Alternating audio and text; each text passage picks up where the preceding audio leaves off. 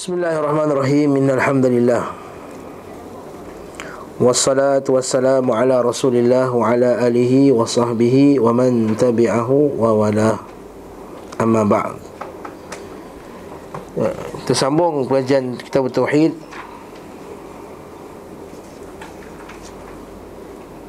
Kitab Fathul Majid. Pada bab yang ke berapa ni? Apa? Bab ke berapa? Assalamualaikum. Selepas je. Sebab tidak dikatakan. Ini soalan. Bab nombor apa? Bab 52 lah. Larangan 52. mengucapkan kalimat jika engkau berkehendak. Buku saya tak ada nombor bab. Buku tak ada bab. Ha? Yalah, nama bab ada. Nombor bab tak ada. 52. Maksudnya letak nombor bab tu senang cari.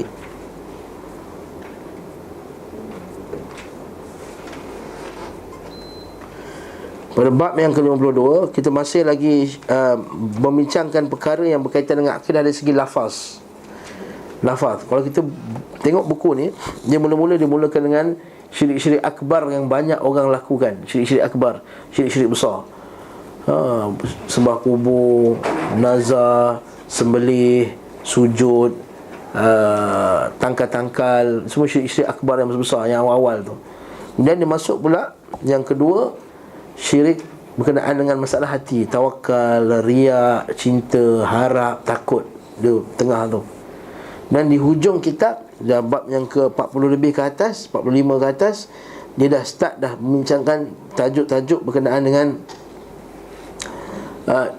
dia tak jatuh syirik akbar, tapi perkara yang boleh merosakkan akidah yang biasanya kita ucapkan pada lidah kita.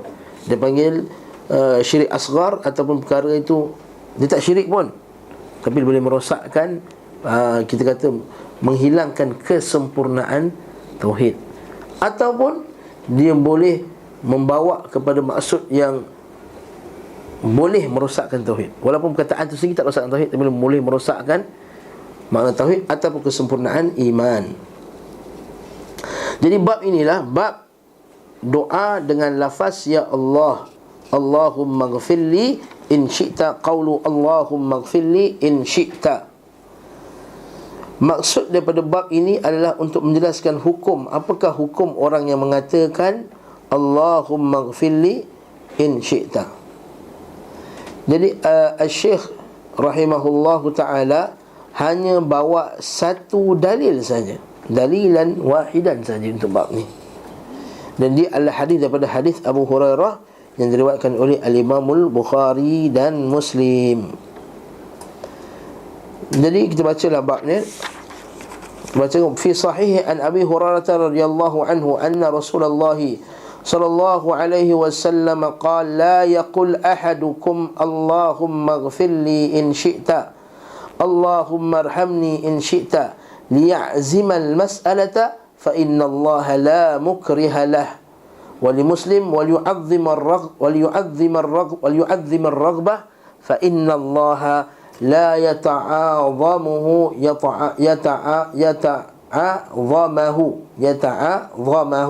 syai'un a'tah.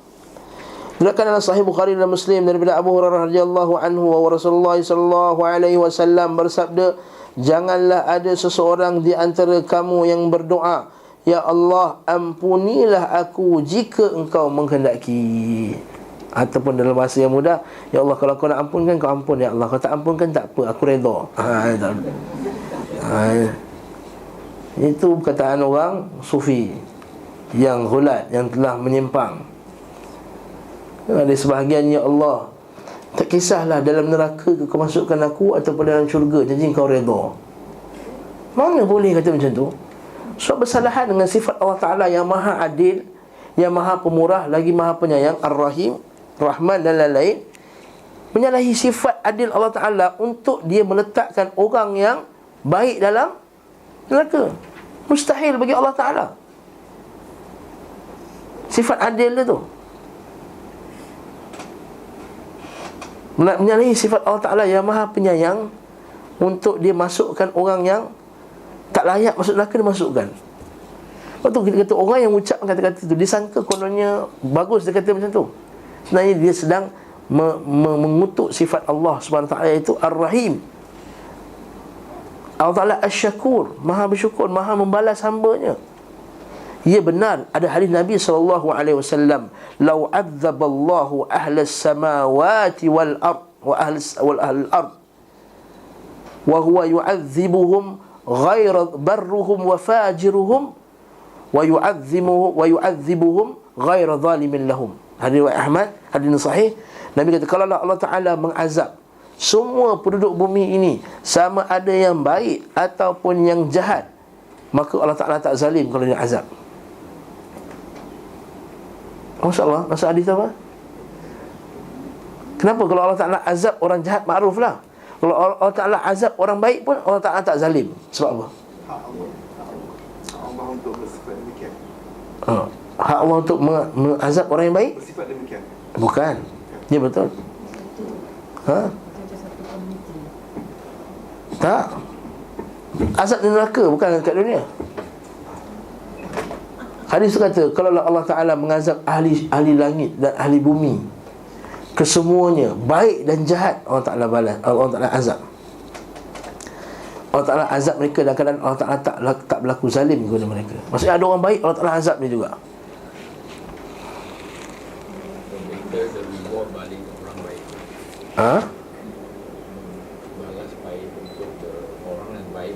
Tak, orang baik pun kena azab. Dan hadis kata kalau Allah Ta'ala azab orang baik sekalipun, Allah Ta'ala tak zalim. There's no 100% orang baik.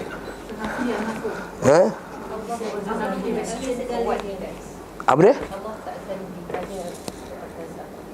Tapi Allah Ta'ala tengah azab orang baik ni. Kalau raja dia tangkap orang baik, dia penjarakan, kita kata raja baik ke raja jahat? Jahat lah. Allah Ta'ala dia azab orang baik masuk dalam neraka. Katakanlah 100% orang baik. Soalan ni aku Ustaz, sekali Allah 3 kali tanyalah. Kalau Allah Ta'ala mengazab semua ahli dunia ini, baik ke yang jahat ke, Allah Ta'ala tak berlaku zalim kepada mereka. Ghaira zalimin lahum. Allah Ta'ala tak zalim. sebut kalau tu kan, maksudnya taklah.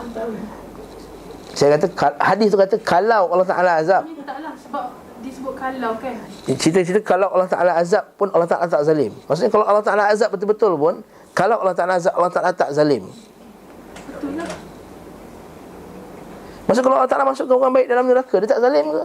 Allah boleh buat apa yang nak. Memanglah Allah Ta'ala sifat dia boleh buat sesuka hati dia. Macam raja juga dia buat suka hati. Sekarang kalau raja masukkan orang baik dalam neraka, dalam penjara, jahat tak? Buat demonstrasi terus. Bagi orang yang beriman kepada demonstrasi lah. Ini kalau orang yang, kalau Allah Ta'ala azab, sebab apa? Allah tahu apa yang kita tak tahu pun. Tak, kalau memang tu orang baik. Kalau Allah Ta'ala tahu, Allah Ta'ala tahu dia baik, katakan memang dia baik. Susah tu. Allah mengetahui apa yang dia Tak, memang Allah Ta'ala tahu dia baik. Sebab hadis tu kata Allah Ta'ala mengazab orang yang baik. Takkanlah tiba-tiba Allah Ta'ala kata dia mengazab orang baik, tapi sebenarnya dia tak baik, dia jahat. Dia jahat lah, bukan baik. Bila hadis kata orang tu baik, baiklah maksudnya orang tu. Allah dia boleh buat apa Ayat senang jadi susah lah. Sekiranya lah hadis kata lau azzaballah, kalaulah Allah Ta'ala mengazab semua penduduk bumi ini, yang baik ataupun yang jahat, Allah Ta'ala tak zalim. Maksud kalau azab orang yang jahat, memanglah kita betul tak zalim. Tapi kenapa azab orang baik pun tak zalim juga? Dan jadikan kita, maka dia boleh azab orang yang. Jadi bolehlah Sufi dia cakap tadi, ya Allah kau azab aku tak ada, asal kau redha.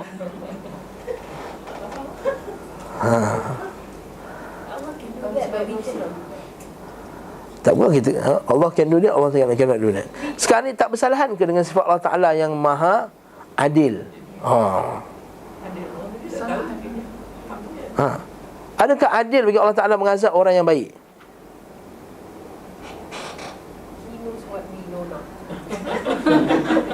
Tak, Allah Ta'ala tahu orang tu baik. Allah Ta'ala tahu orang tu baik. Kenapa Allah Ta'ala azab? Sebenarnya hadis tu bukan itu maksud dia. Hadis tu maksudnya orang yang macam mana baik sekalipun saleh, kalau Allah Ta'ala azab dia, Allah Ta'ala tak salah. Sebab kebaikan yang dia buat tu tak mampu lagi nak bayar hutang-hutang yang Allah Ta'ala telah bagi kat dia. Nikmat-nikmat yang terlampau banyak ni, dia punya kebaikan tu tak boleh bayar. Kalau orang tak bayar hutang, kita tangkap dia tak? Contohnya orang tak bayar hutang, kita marah dia tak? Kalau kita penjarakan dia, penjarakan tak? Betul? Orang tak bayar hutang, kita marah kat dia? Marah. Walaupun dia usaha macam mana bayar hutang, tapi dia tak bayar hutang lagi. Dia salah tak? Dia salah. Apatah lagi kalau dia tak berusaha 100% untuk bayar hutang macam kita. Kita usaha 100% ke? Mana sebenarnya subuh pun 6.45 tadi.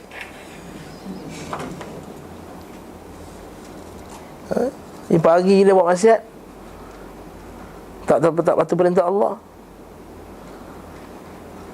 Walaupun kita rasa diri baik, tapi kita barakallahu fikum, katakanlah dia baik sekalipun, dia baik macam mana pun, dia tak boleh nak bayar apa yang Allah Ta'ala telah berikan kepadanya. Maka ketika Allah Ta'ala, kalau Allah Ta'ala azab dalam neraka pun, Allah Ta'ala tak salah. Sebab itulah hukum kita kata. Tapi Allah Ta'ala masukkan tak orang jahat dalam neraka?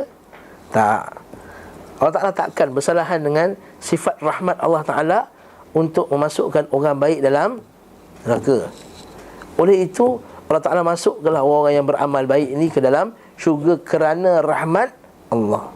Sebab itulah hukum lain tau, kalau kita faham, Allah Ta'ala masukkan orang dalam syurga kerana rahmat, Allah Ta'ala masukkan orang dalam neraka kerana adil. Allah Ta'ala tak masukkan orang dalam syurga kerana adil. Sebab kalau Allah Ta'ala masukkan dalam adil, tak masuk syurga kita. Sebab mana adil? Kita hutang pun tak bayar lagi. Tak adil Allah Ta'ala masukkan kita di dalam syurga. Sebab kita ni banyak sangat maksiat, banyak sangat benda yang tak cukup untuk kita lepas diri kita untuk masuk ke dalam syurga. Tapi masuk kerana rahmat.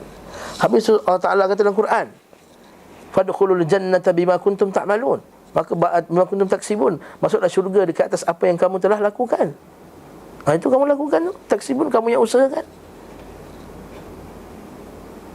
Kata para ulama kita, bima, ba' tu laisa babul iwad, tapi ba'us sabab. Apa maksud dia? Bima, dengan apa yang kamu lakukan itu, dengan sebab kamu lakukan kebaikan, Allah Ta'ala merahmati kamu, maka Allah Ta'ala masukkan dalam syurga. Bukan harga, bukan iwad. Iwad maksudnya apa? Bahasa Arab iwad maksudnya tukar. Tukar maksudnya, saya nak pen awak, saya bagi RM2 tukaran atas kamu punya pen tu. Amalan kita tak boleh jadi tukaran dengan syurga. Tak akan mampu selama-lamanya. Satu mata pun tak lepas, seperti hadis yang kita biasa dengar tu, walaupun hadis tu dhaif, berkenaan dengan seorang ahli ibadah di kalangan Bani Israel yang telah beribadah selama 70 ke 700 tahun, 70 tahun. Ibadah tak henti-henti 70 tahun, beribadah. Akhirnya Allah Ta'ala nak masukkan ke dalam syurga atas rahmatnya. Kata dia, tak ya Allah, masukkan syurga kerana amalanku. Maka bila ditimbang-timbang, rupanya dengan mata dia sebelah pun tak lepas amalan 70 tahun tadi. Lalu Allah Ta'ala kata, masukkan dalam neraka lah dia. Ya Allah, janganlah masuk aku dalam neraka, ya Allah, rahmatilah aku. Maka dia pun, Allah Ta'ala masukkan dia ke syurga kerana rahmatku. Itu maksud dia. Apa dia dekat sini pula? Sebab cerita pasal sufi tadi lah. Dia kata, ya Allah, masukkanlah aku dalam syurga kerana neraka, tak kisah, asalkan kau redha kat aku. Ini tak betul. Bahkan ada yang ekstrim di kalangan mereka, seperti dikhabarkan oleh Syekh Rajihi dalam kitab ni, Masail fil Aqidah. Ada yang lebih ekstrim, kata kalau Allah Ta'ala masuk dalam neraka lagi bagus. Sebab kalau masuk dalam neraka, bila kena azab boleh ingat Allah boleh kena azab. Padahal syurga nanti dia relax kan, dia lupa Allah Ta'ala. Dia ingat syurga ni dekat dunia kot, dia ingat. Dia ingat ahli syurga ni macam ahli dunia, bila senang dia lupa Allah Ta'ala. Tak. Dalam syurga, antara nikmat bagi ahli syurga ialah berzikir kepada Allah Ta'ala. Kita kena ingat. Dan nikmat terbesar ahli syurga adalah dapat melihat Allah Ta'ala. Jadi kita masuk syurga tak nak? Masuk syurga lah. Betul orang kata, siapa yang minta masuk syurga dia tak ikhlas, macam minta upah. Belah otak kau, kata. Kita nak masuk syurga sebab kita nak lihat Allah Ta'ala, zat yang kita sembah siang dan malam. Kerana Allah Ta'ala lah kita datang kuliah pagi ni. Betul tak? Jadi bila kita datang pagi ni sebab kita lihat Allah Ta'ala yang kita duduk sembah pagi, siang, pagi, petang, siang, malam. Akhirnya dapat jumpa orang yang kita cinta selama ni. Macam orang bercinta jauh lah dalam online ni cinta kan. Nampak muka dalam FaceTime je. FaceTime lah kan. Nampak jauh, itu pun gambar tak clear. Pun nampak dia pun buat bajet macam gaya nampak kurus sikit ke, dia gaya angle tu tak nampak betul-betul kan, betul tak? Jadi bila kata minggu depan saya nak datang KL, berdebar tak? Gedebak nak jumpa first time.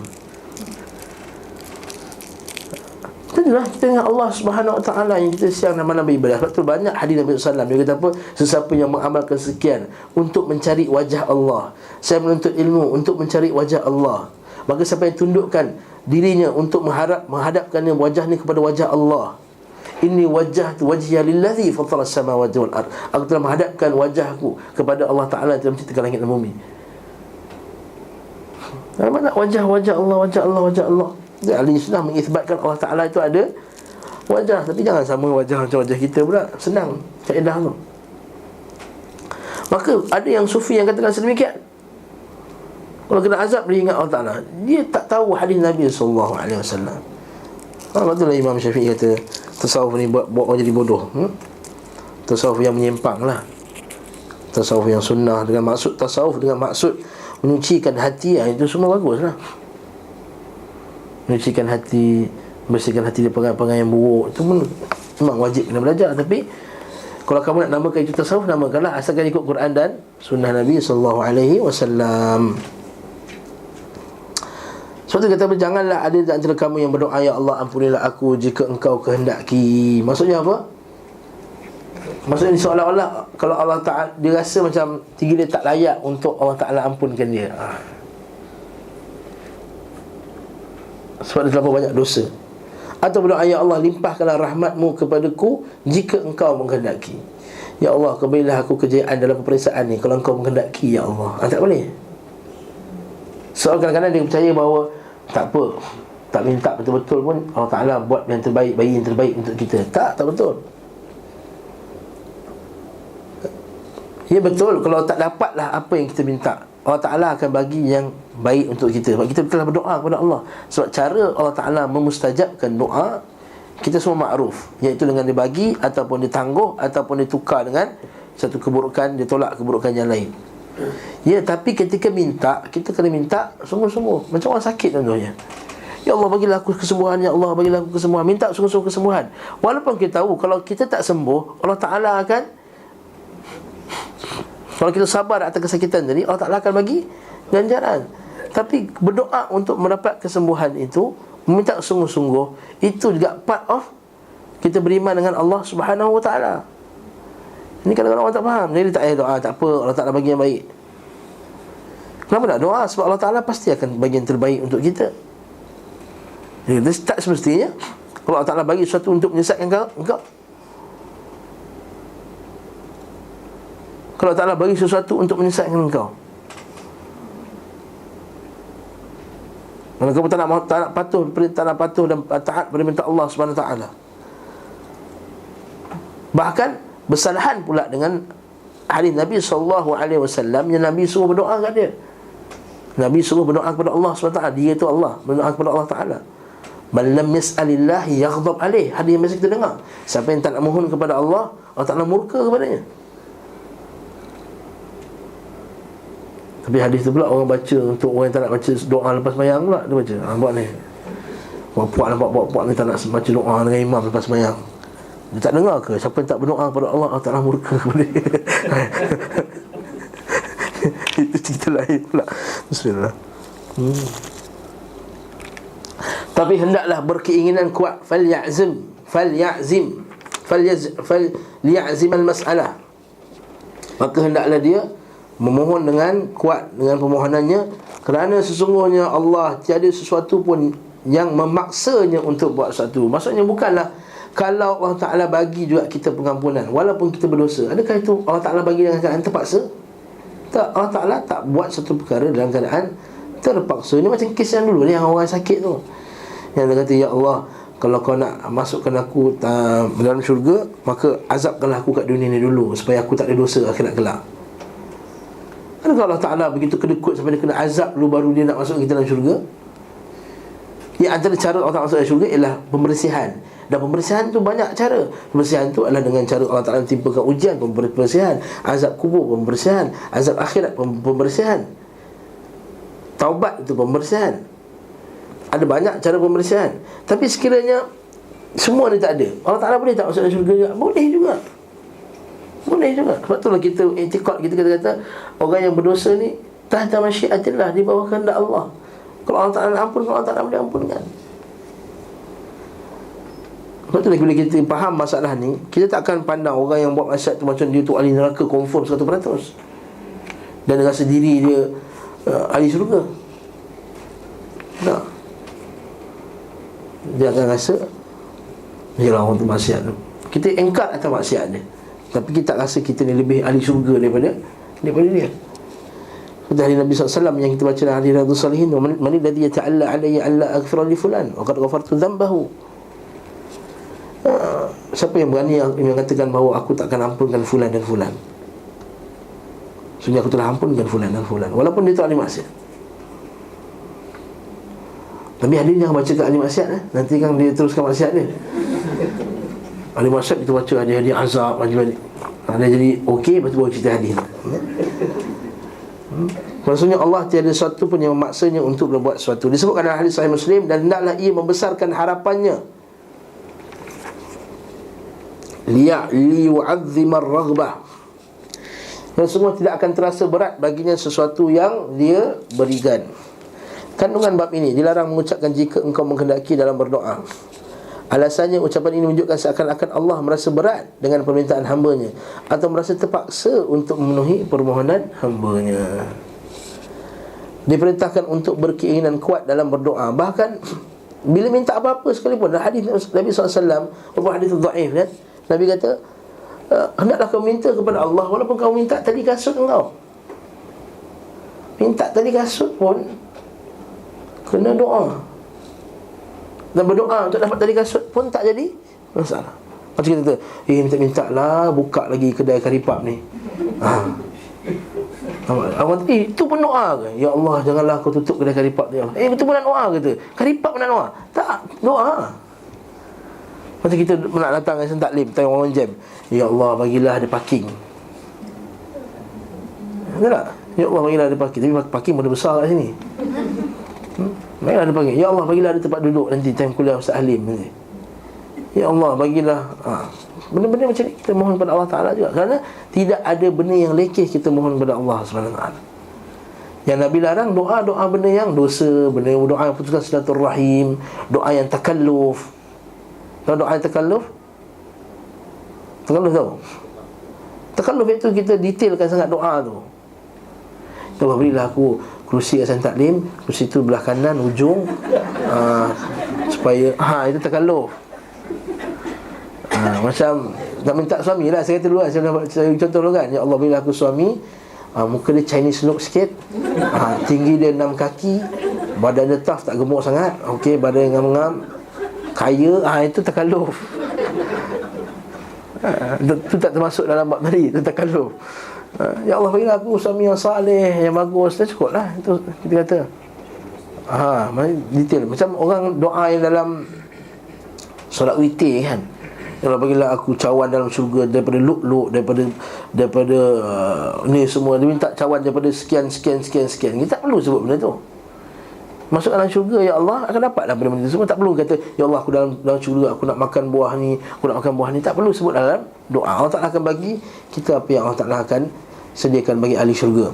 Itu maksudnya. Itu saja yang tak dibenarkan, takalluf ketika berdoa. Adapun doa untuk dapat benda yang kecil, tak ada masalah. Diperintahkan untuk membesarkan harapan dalam berdoa, walaupun untuk orang yang sakit, supaya dia tidak su'uzon kepada Allah Ta'ala. Ana inda dhanni abdi, hadis Nabi SAW, aku berdasarkan sangkaan aku kepada hamba-ku kepadaku. Kalau dia sangka Allah Ta'ala takkan mengubati dia, tak baik lah. Kalau dia sangka Allah Ta'ala takkan memberi dia petunjuk kepada jalan kebenaran, maka Allah Ta'ala takkan bagilah petunjuk ke jalan kebenaran. Maka dia su'uzan billah, dia ada sangka buruk kepada Allah Subhanahu wa Ta'ala. Sama lah macam orang letak daun pokok-pokok dekat kubur mak dia, dia su'uzan bahawa mak dia kena azab. Dia su'uzan bahawa mak dia ke atau anak dia ke ataupun abang ipar dia mati tu kena azab. Sebab Nabi dulu, Nabi koyakkan daun letak atas kubur tu sebab Nabi dengar orang tu kena azab. Dekat kubur sahabat lain Nabi tak letak daun tadi. Habis tu kalau mak kamu mati, kamu tanam macam bawah tu, kamu letak dekat daun-daun, kamu su'uzan dengan Allah Ta'ala bahawa Allah Ta'ala akan azab mak kamu. Lepas tu kita letak, kita sangka baik yang Allah Ta'ala akan luaskan kuburannya. Ustaz, kalau memang dia kaki hantu Ustaz, dia mati tengah minum arak, mabuk-mabuk mati, takkan tak letak dekat daun? Dia kata kamu su'uzan, mana kamu tahu? Walaupun dia minum arak dengan matinya, itu bukan confirm dia tu ahli neraka, tak ahli neraka. Jadi jangan kita ada su'uzan billah, jangan ada su'uzan. Lepas kita kata dalam akidah Ahlussunnah wal Jamaah, kita Al-Barbahari Ahlussunnah dalam bab, dalam kaedah yang 60 lebih ke apa, tak ingat lah. Dia kata kita ini tidak menjazamkan seseorang itu ahli syurga bila dia buat benda yang baik, tapi kita harapan kita tinggi kepadanya, dan kena takut juga dia tu masuk neraka, kerana sebab takut juga. Dan kita kena takut daripada orang yang ahli maksiat, takut dia akan diazab, tapi tak boleh 100% takut dia tu neraka, kena ada juga harapan yang dia tu ahli syurga. Macam itulah kita punya kaedah kita. Saddam Hussein dah bunuh beribu orang, meninggal, kita masih lagi ada harapan yang Allah menjadikan dia ahli syurga, termasuk ahli syurga. Lagi tak apa, selagi dia tak kafir lah, selagi dia bukan kafir. Alasannya kerana Allah adalah maha kaya, maha luas kurnianya, dan maha kuasa berbuat apa yang dikehendakinya. Lepas tu kita ni kadang-kadang kita impose kepada Allah apa yang kita faham tentang Allah. Itu masalah kita ni. Kita selalu cakap pasal Allah apa yang kita faham tentang Allah. Maksudnya apa yang Allah Ta'ala bagi tahu dalam Quran dan Sunnah Nabi SAW.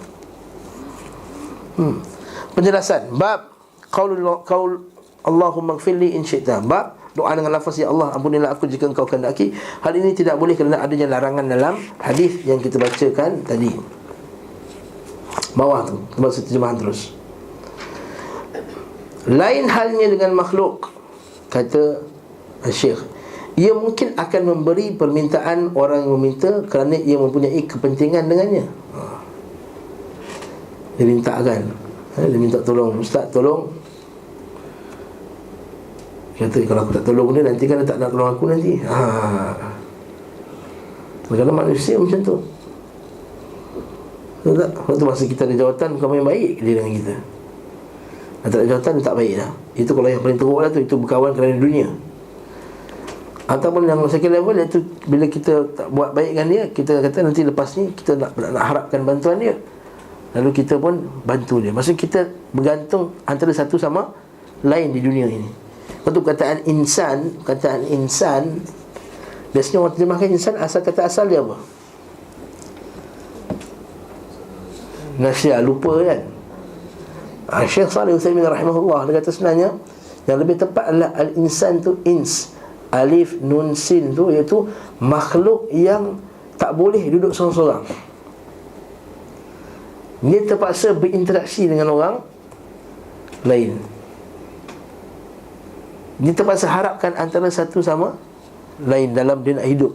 Macam kita sekarang ni, pakaian bukan saya buat sendiri, kopiah bukan buat sendiri, air bukan buat sendiri, baju bukan buat sendiri, mikrofon bukan buat sendiri. Jadi kita terpaksa berhajat kepada orang yang buat air, berhajat kepada orang yang buat baju. Masa manusia ni tak boleh dia sempurnakan kehidupan dia seorang-seorang, tak boleh. Standalone tak boleh, takkan mampu punya. Kecuali kalau dia memang ada masalah mental ke apa lain cerita lah. Itu pun masih lagi tak boleh juga, takkan dapat mampunya.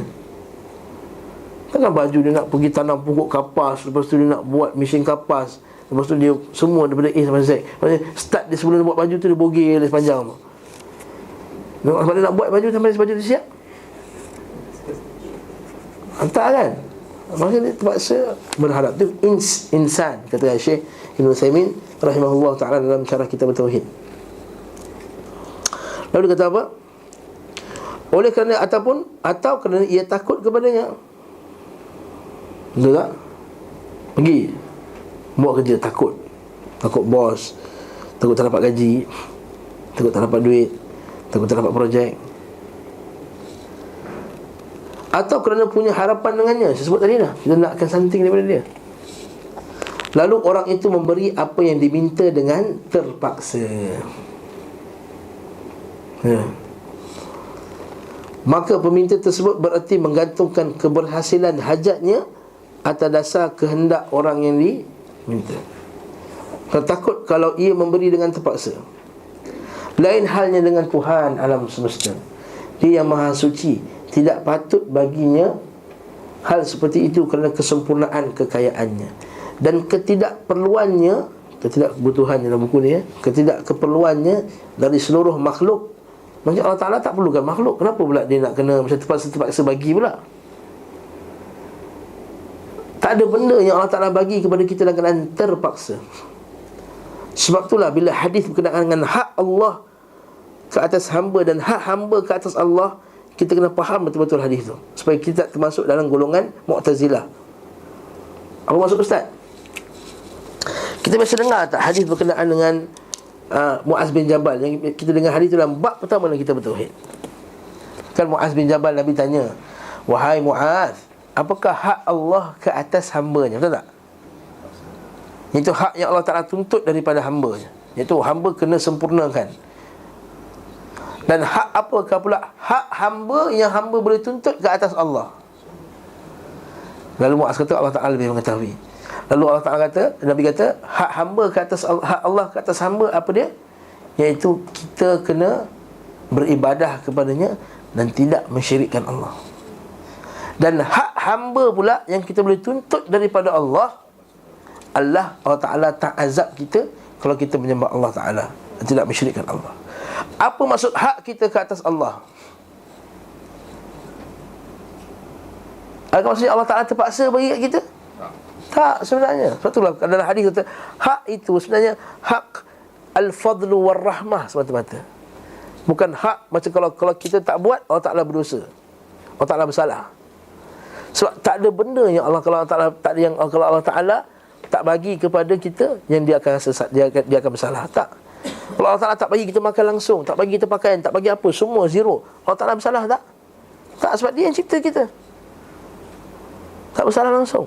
Tapi bila hadis kata kita ada hak dengan Allah, itu hanyalah hakul rahmah wa hakul fadl yang Allah Ta'ala telah wajibkan ke atas diri dia. Tak ada siapa yang boleh wajibkan ke atas Allah. Sebab Mu'tazilah, golongan yang sesat, yang menyimpang, kata itu hak Allah yang Allah Ta'ala wajib buat. Dia kata macam tu. Dia telah mewajibkan ke atas Allah. Sedangkan Allah Ta'ala tak ada siapa yang boleh mewajibkan ke atas dia sesuatu pun. Allah Ta'ala maha berkuasa. Bolehkah kita wajibkan, ya Allah, aku wajibkan ke atas engkau, ya Allah, kau bagi aku rezeki? Mana boleh? Ya, betul, Allah Ta'ala sebut dalam Quran, tidak ada binatang yang melata di muka bumi ni Allah Ta'ala akan bagi makan. Itu benda yang dia telah wajibkan ke atas diri dia, bukan kita yang wajibkan ke atas Allah. Wa kana haqqun alaina nasrul mu'minin, Allah Ta'ala kata dalam Quran, hak ke atas aku, iaitu hak aku, iaitu kewajipan aku adalah aku membantu orang mukmin. Kewajipan tu apa? Kewajipan yang Allah Ta'ala wajibkan ke atas diri dia, bukan hak makhluk lain yang wajibkan ke atas Allah. Faham ke saya cerita ni?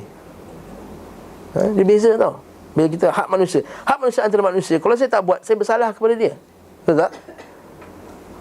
Hak seorang anak untuk mendapat bimbingan daripada ayah atau dapat nafkah, lalu ayahnya tak bagi nafkah, tak kuat. Buat panjang lagi dari sini kali. Boleh saya bersandar. Hak anak untuk mendapat nafkah, bila ayah tak bagi nafkah, ayah itu salah tak? Salah. Hak isteri untuk mendapat nafkah dari suaminya, bila suami tak bagi nafkah, suami dia salah tak? Salah. Hak Allah ke atas hamba-Nya untuk tidak mengazabnya kalau dia tidak mensyirikkannya. Kalau Allah Ta'ala azab dia, bersalah tak Allah Ta'ala? tak bersalah. Itu bezanya Allah Ta'ala dengan kita. Nak mudah faham, iaitu benda yang kita wajibkan ke atas dirinya, asal benda tak wajib. Contohnya, kita bukan ejen masjid, kita bukan pekerja masjid, kita bukan apa, tapi saya wajibkan diri saya, setiap Ahad saya pergi masjid, saya basuh tandas.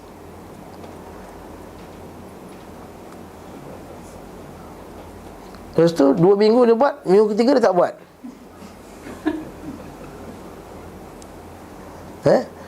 Kalau imam kata, asal tak buat ni minggu ketiga ni, bukankah kamu telah mewajib? Itu saya wajibkan atas diri saya, bukan imam yang wajibkan. Suka hati saya lah. Dia bukan nazar lah. Dia cakap, dia kata dia wajib atas diri. Kalau nazar lain cerita. Ini saya bagi contoh untuk ahli takrib, untuk mendekatkan makna. Faham tak? Jadi macam tu juga yang masalah-masalah ni. Bukanlah masalah sembah Allah dan doa kepada Allah wajib atau Allah bagi doa, bagi memberi kita apa yang kita minta. Tak wajib pun. Apa yang disebut dalam Al-Quran dan Sunnah ialah apa yang Allah Ta'ala telah wajibkan ke atas diri dia. Itu kita kena faham masalah ni dengan masalah akidah. Kesempurnaan kekayaannya dan ketidakkeperluannya dari seluruh makhluk, dan kesempurnaan kedermawanannya dan kemuliaannya, semua makhluk memerlukannya dengan keperluan yang tidak putus-putus sekejap mata pun, dan pemberiannya tiada habis-habisnya, tak terputus pemberian Allah Subhanahu wa ta'ala. Diwakilkan dalam hadis, tangan Allah Ta'ala itu penuh, yaminullahi mal'a la yaghiduha nafaqah. Satu nafkah tidak akan membuatnya berkurang. Bukan maksud kita kata kalau kita minta Allah Ta'ala, banyak sangat dah minta Allah Ta'ala ni, kan itu, takkan nak minta macam-macam, nak minta banyak sangat, minta kat Allah Ta'ala marah kan? Bukan macam tu. Manusia kalau minta banyak-banyak dia marah. Bahkan ada syair Arab kata, kamu kalau minta tanah kepada orang tiap-tiap hari pun dia menyampah kat kau. Tanah tepi jalan tu bukan duit dia pun. Tengok kita, Akmal tolong bawa sebekas tanah besok. Akmal bawa sebekas tanah. Lusa bawa, lusa bawa. Kami Rabu sebulan. Ustaz tiap hari suruh bawa tanah ni apa? Padahal tanah tu bukan tanah dia pun. Kata syair Arab, walaupun kau minta tanah kat dia, tanah yang tepi jalan tu pun, orang tu akan marah bila kita selalu sangat minta. Manusia ni macam tu. Contoh dalam hadis Nabi SAW dia kata, izhad bima fi aidin nas yuhibbukan nas. Kamu zuhudlah daripada apa yang di tangan manusia. Kamu tak nak minta-minta kat dia, maka manusia akan suka kat engkau. Nanti kalau orang suka sangat minta, orang akan rasa ustaz ni sikit-sikit minta, sikit-sikit minta. Dia nak pergi sana minta bantuan, saya nak pergi buat dakwah, minta. Dia semua minta, orang kata ish. Nampak tak? Sebab itulah kita tak suka minta-minta. Sebab itulah Syekh Muqbil bin Hadi Al-Wadi'i rahimahullah ta'ala, dia buat satu kitab Dhammul Mas'alah, mengutuk perbuatan suka meminta-minta. Untuk Syekh Muqbil, dia dirikan sekolah, dia tak minta satu sen, tak keluar beriklan. Tak keluar beriklan, kata kami memohon bantuan daripada tuan-tuan sekalian, tak ada. Orang bagi dia kereta, dia jual kereta tu untuk biaya sekolah. Dia kata aku tak perlukan kereta, apa yang aku beli kat pasar-pasar dah cukup lah. Sanggup macam tu. Saya pun tak sanggup. Syekh Muqbil bin Hadi Al-Wadi. Tangan Allah Ta'ala penuh, suatu nafkah tidak akan membuatnya berkurang. Dan pada tangan yang lainnya ada neraca keadilan, yukhfid wa yarfa', dia mengangkat dan merendahkannya. Hadis ini sahih. Hadis ini kalau kita baca dalam kitab Usul Iman karya Syekh Abdul Wahab, hadis ini bab mengisbatkan tangan bagi Allah Subhanahu wa ta'ala. Allah Ta'ala memberi kerana hikmah dan menahan kerana hikmah. Ingat, bukan menahan kerana terpaksa. Kita kadang-kadang kita tahan sebab terpaksa. Kita tak bagi sebab apa? Duit tak cukup. Dan dia adalah yang maha bijaksana lagi maha mengetahui. Maka yang layak bagi orang yang meminta kepada Allah, hendaklah ia berkeinginan kuat dalam permohonannya. Kerana sesungguhnya Allah tidak memberikan sesuatu kepada hamba-Nya kerana terpaksa atau kerana besarnya permintaan. Tak ada istilah kenapa besar. Permintaan kau ni besar sangatlah, tak ada dalam Islam. Minta je apa-apa, besar macam mana pun. Cuma jangan minta perkara merepek lah. Ya Allah, berilah aku ada sayap macam boleh terbang macam burung, itu merepek. Ya Allah, bagilah aku kekuatan macam Incredible Hulk tu, supaya badan aku jadi kuat, aku tumbuk orang jahat. Itu merepek. Jangan doa merepek. Kata ustaz kata boleh doa apa-apa. Ya boleh, tapi jangan doa merepek. Jangan doa benda yang main-main. Dia kata, ya Allah, bagilah umat Islam kekuatan untuk mengalahkan ahli bid'ah. Ya Allah, bagilah kekuatan kepada umat Islam untuk menjatuhkan kerajaan Amerika yang besar tu. Boleh tak? Boleh. Sebab tu Al-Hadi kata yarfa' wa yakhfad, dia menaikkan, dia merendahkan. Sebagian ahli syair berkata kepada orang yang ia puji, wa yu'adzim fi 'aini as-saghiri sigharuha wa yasgharu fi 'aini al-'azimi 'azaimu. Tampak besar di mata orang kecil, kecilnya permintaan, dan tampak kecil di mata orang besar suatu yang besar. Betul tak? Bagi Allah Ta'ala yang maha besar, kerajaan di langit dan bumi, bila kita minta something paling besar, apa yang kita minta pun, kalau kita minta dunia, sepenuh dunia dan isinya pun, masih lagi kecil di sisi Allah Subhanahu wa Ta'ala. Ini berkaitan dengan apa yang ada dalam diri para pengejar dunia. Kalau tidak, manusia terkadang memberi dan sering tidak memberi, menahan. Ia memberi kerana terpaksa dan biasanya pelit. Pelit ni maksudnya apa? Kedekut lah.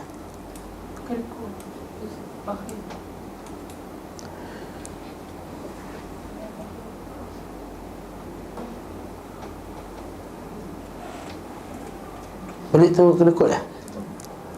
Kedekut. Dan biasanya bakhil. Wal bukhlu alaihi aghlab. Betul lah bahasa Arab. Dan bakhil, biasanya dia bakhil. Jika kondisinya seperti ini, maka pemberiannya tidak besar. Adapun apa yang diberikan oleh Allah SWT kepada hamba-Nya adalah selalu dan terus menerus dermawan dengan pemberiannya sebelum diminta. Betul tak? Tadi teringin nak makan, belum doa ke Allah Ta'ala lagi, orang bawa nasi ayam, dan teringin nak makan kek, cheesecake. Teringin belum minta ke Allah Ta'ala, ya Allah bagi cheese, belum lagi orang bawa cheesecake. Betul, banyak kali kita macam tu, betul tak? Kita dah lapar sangat, teringin nak pergi makan, itu orang bawa makanan sebelum kita minta pun. Sejak mani diletakkan dalam rahim, nikmat-nikmatnya kepada janin di dalam perut ibunya terus mengalir. Dia menguruskannya dengan sebaik-baiknya. Jika ibunya telah melahirkannya dan menjadikan kedua orang tuanya merasa menyayangi dan mengurusnya dengan nikmat-nikmatnya, sehingga anak itu tumbuh besar dan dewasa. Itu antara nikmat kita ialah kita keluar-keluar dah ada orang yang sayang kita. Nikmat Allah. Perasaan sayang tu Allah Ta'ala masukkan kepada mak ayah. Kalaulah perasaan tu tak dimasukkan, mak memang tak jagalah baby. Pukul 3:30 pagi nak susu, nangis-nangis, satu malam tak tidur. Tapi kita gelak je. Bila satu malam tak tidur, kita pagi kita ceritakan, Allah, malam tadi tak tidur, baby mengamuk. Kita tak ada cerita dalam keadaan orang kata, siut betul baby ni. Tak pernah kita kata macam tu. Siut betul baby semalam aku ni. Tak, kita cerita dalam keadaan, oh Allah, malam tadi tak boleh tidur aku kata. Baby bila kita cerita dalam keadaan pun happy. Barakallahu fikum. Itu nikmat Allah Ta'ala bagi. Dia selalu bergelimang dengan nikmat-nikmat Allah sepanjang hidupnya. Jika hidupnya selalu berada dalam keimanan dan ketakwaan, maka bertambah-tambahlah nikmat Allah kepadanya. Apabila ia meninggal, berlipat ganda nikmat yang ia peroleh daripada ketika dia di dunia, dan tidak ada yang mampu menghitungnya kecuali Allah. Berupa nikmat-nikmatnya Allah Ta'ala siapkan bagi hamba-hambanya yang beriman dan bertakwa. Setiap nikmat yang diperoleh seorang hamba di dunia, walaupun sebahagiannya berada di tangan makhluk, maka hal itu semua terjadi dengan izin Allah, kehendaknya dan kebaikannya kepada hamba. Maksudnya apa yang kita kata, contohnya orang bagi duit kita, gaji ke, juga nikmat Allah Ta'ala melalui orang tersebut. Allah Ta'ala bagi, ada orang yang mampu bagi gaji kita, nikmat. Allah Ta'ala bagi orang yang menjadikan orang yang mampu bagi gaji kita, satu nikmat. Kemudian Allah Ta'ala jadikan pula negeri itu boleh melakukan bisnes dengan bagus, supaya orang tu boleh bagi gaji kat kita, satu nikmat. Kadang-kadang orang tak faham masalah ni, dia nak buat demonstrasi sana sini, nak menimbulkan kekacauan. Sedangkan itu nikmat Allah Ta'ala. Keamanan itu satu nikmat. Keamanan satu nikmat. Kenapa nak rosakkan benda tersebut? Macam BN lah, bukan. Saya bukan cerita cakap pasal BN. Keamanan tu satu nikmat. Jadi jangan buat benda yang boleh merosakkan keamanan. Kalau tak puas hati pun, nasihat cara yang tidak menyebabkan kekacauan. Itu je kaedah ahli sunnah. Setiap nikmat yang diperolehi seorang hamba di dunia, walaupun sebesar berada di tangan makhluk, maka hal itu semua terjadi dengan izin Allah, kehendaknya, kebaikannya kepada hambanya. Dengan demikian Allah lah yang berhak dipuji atas segala nikmat. Dialah yang menghendakinya dan menentukannya serta mengalirkannya dengan kebaikan. Kedermawanan dan kurnianya hanya miliknya segala nikmat, kurnia dan sanjungan yang baik. Allah Ta'ala berfirman, وَمَا بِكُم مِّن نِعْمَةٍ فَمِنَ اللَّهِ ثُمَّ إِذَا مَسَّكُمُ الضُّرُّ فَإِلَيْهِ تَجْأَرُونَ. وَمَا بِكُم مِّن نِعْمَةٍ فَمِنَ اللَّهِ. Apa sahaja nikmat yang ada pada kamu, maka dari Allah lah ia datang. Dan bila kamu ditimpa oleh kemudaratan, maka hanya kepadanya lah kamu minta pertolongan, bukan dekat kubur-kubur wali. Terkadang Allah Subhanahu Wa Taala menahan pemberian kepada hamba-Nya jika ia memohon kepadanya kerana adanya suatu hikmah. Ni itu makrufnya kita kata Allah Taala mustajabkan. Bila Allah Taala kata dalam hadis dalam Quran, ud'uni astajib lakum, doalah kepadaku, aku akan mustajabkan. Maka ramai orang kata, ustaz saya doa banyak-banyak tak mustajab pun. Dia lupa cara Allah Taala mustajabkan tu tak semestinya dengan dia bagi terus. Seperti kata Syekh Rizvi, iaitu ada yang Allah Ta'ala tahan kerana hikmah dan pengetahuannya tentang pemberian dan penahanan yang layak bagi hamba-Nya. Dan terkadang dia mengakhirkan apa yang diminta hamba-Nya untuk waktu yang telah ditentukan, atau untuk memberinya dengan pemberian yang lebih banyak. Kerana tangguh, minta berjaya bisnes, orang tak bagi berjaya bisnes sekarang. Allah Ta'ala tangguhkan kejayaan itu pada waktu yang lain, lagi 10 tahun ke, lagi 5 tahun ke. Ataupun Allah Ta'ala tak bagi langsung, tapi Allah Ta'ala bagi kejayaan di akhirat. Itu contoh lain.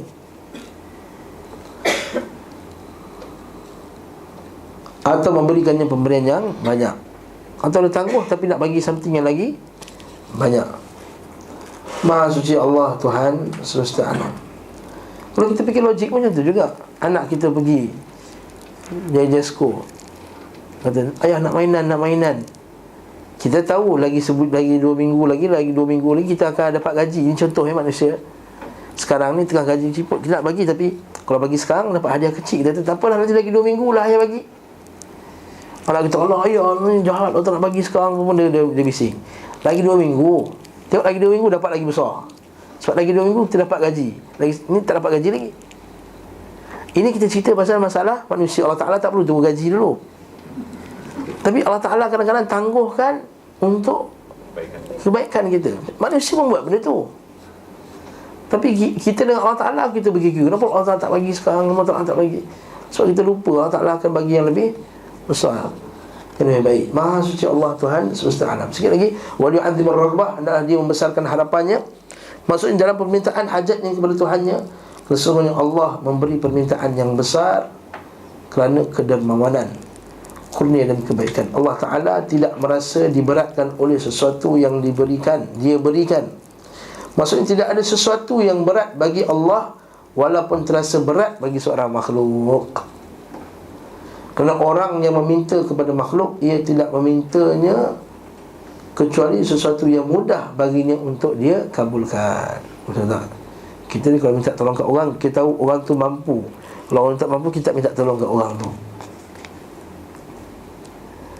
Macam kita sekarang, kita ada urusan, kita nak kereta, kita jumpa pomen, tolong dia kawan kita yang pomen tu. Kalau dia kerja immigration, kita minta tolong yang kawan kita yang kerja immigration, dan seterusnya, dan seterusnya. Lain halnya dengan Tuhan semesta alam. Sungguhnya pemberiannya terwujud hanya dengan firman-Nya. Sungguhnya dijelaskan dalam firman-Nya, sungguhnya perintahnya, innama amruhu idza arada syai'an an yaqula lahu kun fayakun. Maha suci Allah yang makhluknya tidak dapat mengagungkannya dengan sebenar-benar pengagungan. Tidak ada Tuhan yang hak selainnya, dan tidak ada Rabb selain Allah Subhanahu wa ta'ala. Selesai masalah ni. Betul tak dia kata insya-Allah. Orang sakit kan, dia baik insya-Allah. Mana boleh. Kadang-kadang dia doa kan, kata ni saya baru baik ni, saya tengah sakit hospital ni, baik insya-Allah. Amin. Itu bukan doa. Doa tak boleh ada insya-Allah belakang. Doa tak boleh ada insya-Allah. Ya, dia kata macam mana ni, selamatlah insya-Allah. Mana boleh? Ya Allah bagi dia keselamatan, cukup. Ya Allah bagi dia ada keselamatan insya-Allah. Mana boleh ada insya-Allah? Insya-Allah. Amin kan dia. Ataupun jangan insya-Allah Taala terus. Ya Allah bagi dia keselamatan. Habis tu ustaz, yang orang yang sakit tu, la ba'sa tahurun insya-Allah. Kan ada doa kan, doa orang sakit, la ba'sa tahurun insya-Allah, tak mengapa, bersih insya-Allah. Tadi insya-Allah itu bukan doa, itu statement, iaitu kalau dia bersabar di atas kesakitannya, maka dia akan bersih dari dosa insya-Allah. Insya-Allah kalau dia sabar. Kalau dia tak sabar, tak jadilah sebab tadi insya-Allah kat situ. Tapi bila kita doakan syafahullah, kita kata syafahullah insya-Allah. Salah. Kadang-kadang orang sebut insya-Allah ni kadang tak kena tempat. Sekarang ni dia dah terbiasa insya-Allah, insya-Allah, insya-Allah, insya-Allah. Kan insya-Allah. Faham tak? Insya-Allah. Kalau faham insya-Allah, maksudnya dia tak faham lagi. Kalau dia faham insya-Allah, maksudnya dia tak faham lagi. Sebab insya-Allah untuk perkara yang akan datang. Faham tak ni? Sebab dia faham tak faham je. Kalau faham, ingat tak? InsyaAllah ingat. Itulah yang cerita. Tapi sembuh pun akan datang kan? Sembuh tu, itu doa. Sembuh tu kita mohon kepada Allah Ta'ala, berdoa. Kita kata Allah Ta'ala sembuhkan kau insyaAllah. Tak boleh. Bukan sunnah Nabi. Semoga Allah Ta'ala sembuhkan kau. Cukuplah. Syafaat kau. Yang itu, aku tak nak masuk syurgamu, tapi tak sanggup mengaku. Untuk tak sanggup untuk menghadapi api nerakamu. Oleh itu kurniakanlah keampunan kepadaku. Ampunkanlah dosaku. Sesungguhnya Engkau Maha Pengampun dosa-dosa besar. Jadi kita hafal dulu sekolah dulu kan. Malam Jumaat ni nyanyi lagu tu ramai-ramai dalam masjid. Macam mana sekolah macam tu? Kita hafal. Alhamdulillah, doa tu bukan doa daripada Nabi SAW. Sepatutnya yang tu yang kita fikirkan tu. Dia, kita tak adalah kata orang tu sesat. Saya pun tak ada sampai kata dia ni sesat, khurafat, syirik, tak nak kata macam tu. Dia cakap tu ada dasar dia punya perasaan dia terlampau berdosa kepada Allah.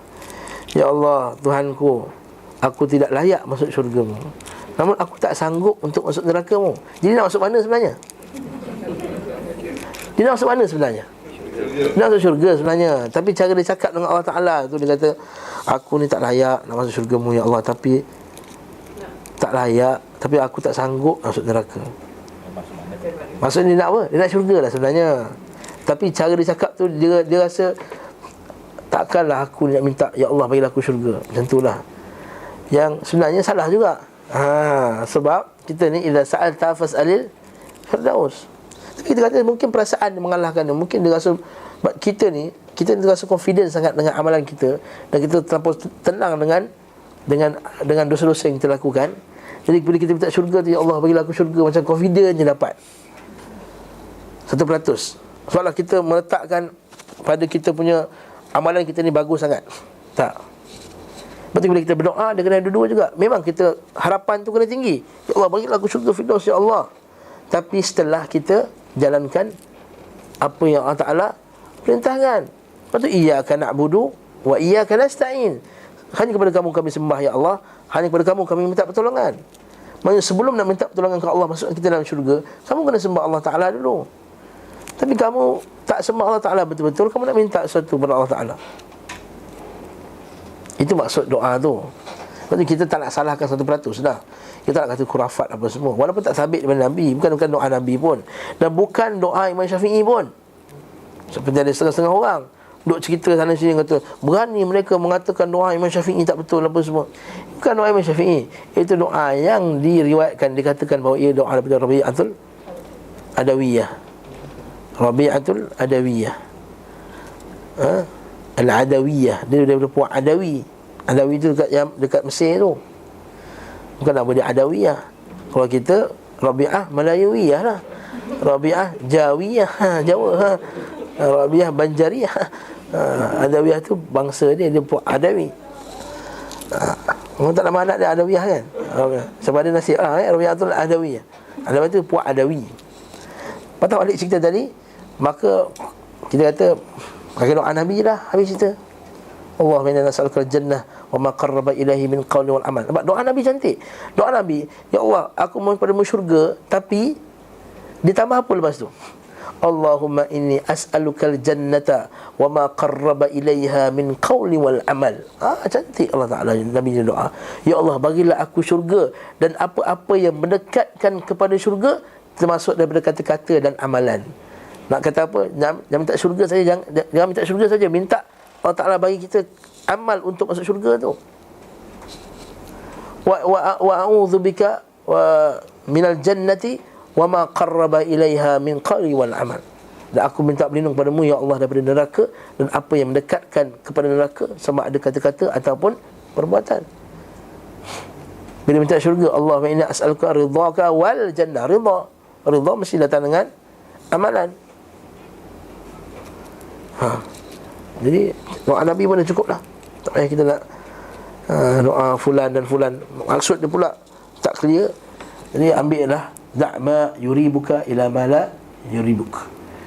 Tinggalkan apa yang kamu rasa tak confirm kepada apa yang kamu confirm daripada hadis Nabi sallallahu alaihi wasallam.